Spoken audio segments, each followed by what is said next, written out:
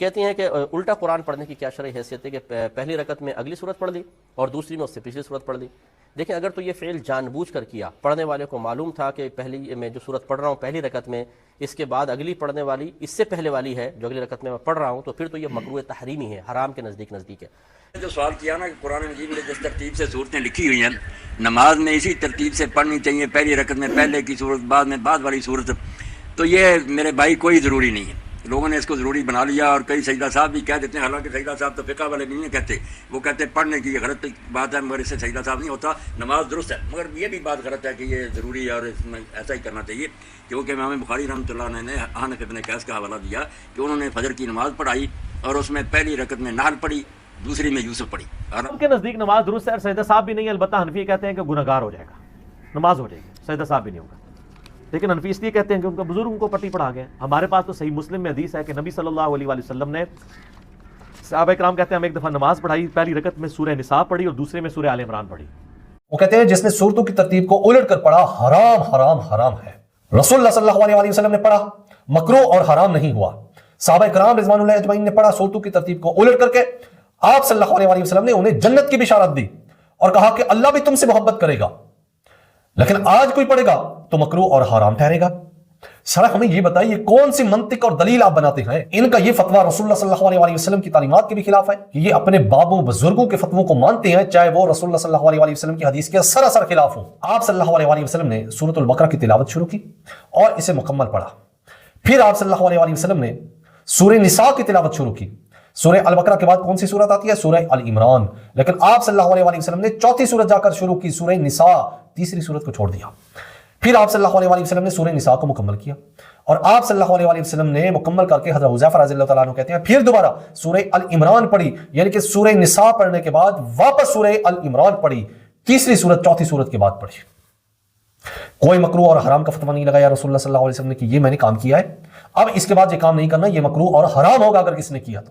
اور جب کسی سورت کو شروع کرنے کا ارادہ کرتا تو اس سے پہلے سورہ اخلاص قل هو اللہ احد پڑھتا تھا، تو وہ رسول اللہ صلی اللہ علیہ وآلہ وسلم کے پاس یہ مقدمہ لے کر گئے، مجھے اس سورت سے محبت ہے۔ آپ صلی اللہ علیہ وآلہ وسلم نے فرمایا کہ تجھے تیری یہ محبت جنت میں داخل کرے گی۔ آپ صلی اللہ علیہ وآلہ وسلم فرما رہے ہیں جو سورت کو الٹ کر کے پڑھتا ہے وہ جنت کی بشارت حاصل کر رہا ہے، اور تمہارے فتوے کہتے ہیں کہ وہ مکروہ اور حرام ہے۔ دیوبند کے مولانا اشرف علی تھانوی اپنی کتاب بہشتی زیور صفحہ 87 کے اوپر لکھتے ہیں کہ صورتوں کی ترتیب کو نماز میں الٹ کر پڑھنا، یعنی کہ آخری صورت کو پہلے اور پہلے والی صورت کو آخر میں پڑھنا مکروہ ہے۔ اور بریلوی تو اس سے 2 قدم آگے بڑھ گئے ہیں، وہ کہتے ہیں جس نے صورتوں کی ترتیب کو الٹ کر پڑھا حرام حرام حرام ہے۔ کہتی ہیں کہ الٹا قرآن پڑھنے کی کیا شرعی حیثیت ہے کہ پہلی رکعت میں اگلی صورت پڑھ لی اور دوسری میں اس سے پچھلی صورت پڑھ لی؟ دیکھیں، اگر تو یہ فعل جان بوجھ کر کیا، پڑھنے والے کو معلوم تھا کہ پہلی میں جو صورت پڑھ رہا ہوں پہلی رکعت میں، اس کے بعد اگلی پڑھنے والی اس سے پہلے والی ہے جو اگلی رکعت میں پڑھ رہا ہوں، تو پھر تو یہ مکروہ تحریمی ہے، حرام کے نزدیک ہے۔ رسول اللہ صلی اللہ علیہ وآلہ وسلم نے پڑھا، مکروہ اور حرام نہیں ہوا۔ صحابہ کرام رضوان اللہ اجمعین نے پڑھا صورتوں کی ترتیب کو الٹ کر کے، آپ صلی اللہ علیہ وآلہ وسلم نے انہیں جنت کی بشارت دی اور کہا کہ اللہ بھی تم سے محبت کرے گا۔ لیکن آج کوئی پڑھے گا تو مکروہ اور حرام ٹھہرے گا۔ سر ہمیں یہ بتائیے کون سی منطق اور دلیل آپ بناتے ہیں؟ اب میں دلائل دینے سے پہلے ایک بات آپ سب لوگوں کو سمجھاتا ہوں۔ ان کا یہ فتویٰ رسول اللہ صلی اللہ علیہ وآلہ وسلم کی تعلیمات کے بھی خلاف ہے، اور جو صحابہ سے حدیث ملتی ہے اس کے بھی خلاف ہے۔ اب اس کا واضح یہ پتہ چلتا ہے کہ یہ اپنے بابوں بزرگوں کے فتووں کو مانتے ہیں، چاہے وہ رسول اللہ صلی اللہ علیہ وآلہ وسلم کی حدیث کے سراسر خلاف ہوں۔ کے نزدیک نماز درست ہے اور سجدہ صاحب بھی نہیں ہے، البتہ حنفی کہتے ہیں کہ گناہگار ہو جائے گا، نماز ہو جائے گی، سجدہ صاحب بھی نہیں ہوگا۔ لیکن حنفی اس لیے کہتے ہیں کہ ان کا بزرگ ان کو پٹی پڑھا گئے۔ ہمارے پاس تو صحیح مسلم میں حدیث ہے کہ نبی صلی اللہ علیہ وآلہ وسلم نے، صحابہ کرام کہتے ہیں ہم ایک دفعہ نماز پڑھائی، پہلی رکعت میں سورہ نساء پڑھی اور دوسرے میں سورہ آل عمران پڑھی۔ لیکن رسول اللہ صلی اللہ علیہ وآلہ وسلم کے فتوے اور حدیث کو نہیں مانتے، یعنی کہ یہ رسول اللہ صلی اللہ علیہ وآلہ وسلم کو بتانا چاہتے ہیں کہ آپ جو دین لے کر آئے ہیں وہ صحیح نہیں ہے، نعوذ باللہ، بلکہ ہم اس میں نیو ایڈیشن کرتے ہیں اور پھر جا کر لوگوں کو بتاتے ہیں وہ دین صحیح ہوتا ہے۔ ये है इनका तरीका वारदात। दलील नंबर 1, रसूलुल्लाह सल्लल्लाहु अलैहि वसल्लम से खुद मुस्लिम में 1814 नंबर हदीस है, सूरतों की तरतीब को उलट कर पढ़ना। हजरत हुज़ैफा रज़ियल्लाहु तआला अन्हु रिवायत करते हैं कि एक मरतबा मैंने रसूलुल्लाह सल्लल्लाहु अलैहि वसल्लम के पीछे नमाज पढ़ी। आप सल्लल्लाहु अलैहि वसल्लम ने सूरतुल बकरा की तिलावत शुरू की और इसे मुकम्मल पढ़ा। फिर आप सल्लल्लाहु अलैहि वसल्लम ने सूरह निसा की तिलावत शुरू की। सूरह अल बकरा के बाद कौन सी सूरत आती है? सूरह अल इमरान। लेकिन आप सल्लल्लाहु अलैहि वसल्लम ने चौथी सूरत जाकर शुरू की, सूरह निसा, तीसरी सूरत को छोड़ दिया।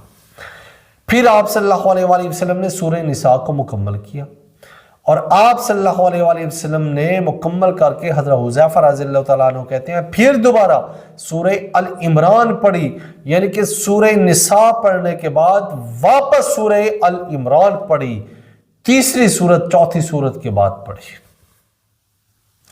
कोई मकरूह और हराम का फतवा नहीं लगाया रसूलुल्लाह सल्लल्लाहु अलैहि वसल्लम ने कि ये मैंने काम किया है, अब इसके बाद ये काम नहीं करना, ये मकरूह और हराम होगा अगर किसने किया तो।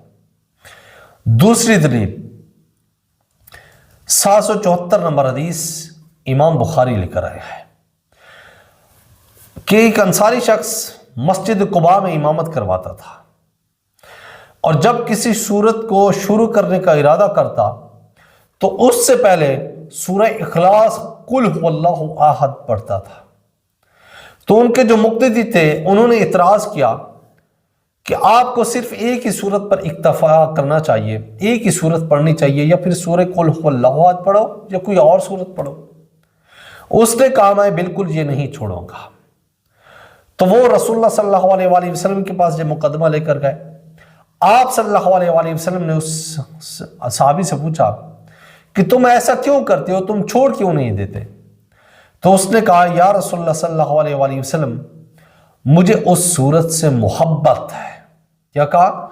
मुझे उस सूरत से मोहब्बत है। आप सल्लल्लाहु अलैहि वसल्लम ने फरमाया कि तुझे तेरी ये मोहब्बत जन्नत में दाखिल करेगी। आप सल्लल्लाहु अलैहि वसल्लम फरमा रहे हैं जो सूरत को उल्ट करके पढ़ता है वो जन्नत की बिशारत हासिल कर रहा है, और तुम्हारे फतवे कहते हैं कि वो मकरूह और हराम है। तीसरी हदीस 7375 नंबर इमाम बुखारी लेकर आए हैं। नबी करीम सल्लल्लाहु अलैहि वसल्लम ने एक साहिब को एक मुहिम पर रवाना किया। वो साहिब अपने साथियों को नमाज पढ़ाते थे। वो हर नमाज में जब भी कोई सूरत खत्म करते तो उसके बाद सूरह इखलास कुल हुवल्लाहु अहद पढ़ते। 774 में कुल हुवल्लाहु अहद पहले पढ़ते सूरत शुरू करने से, यहां पर सूरत शुरू करने के बाद जो है ना, सूरत खत्म करने के बाद कुल हुवल्लाहु अहद पढ़ते। तो उसको भी आप सल्लल्लाहु अलैहि वसल्लम ने फरमाया कि तुम ऐसा क्यों करते हो? तो उस साहबी ने कहा या रसूलुल्लाह सल्लल्लाहु अलैहि वसल्लम ये अल्लाह की सिफ्त है और इसे पढ़ना अजीज रखता हूं। तो आप सल्लल्लाहु अलैहि वसल्लम ने फरमाया कि इन्हें बता दो कि अल्लाह भी इन्हें अजीज रखता है, अल्लाह भी इनसे मोहब्बत रखता है। लेकिन मकरूह कहना, हराम कहना, ये किसी हदीस से किसी चीज से साबित नहीं है, बल्कि इसके उलट है। आप सल्लल्लाहु अलैहि वसल्लम से भी और सहाबा से भी साबित है।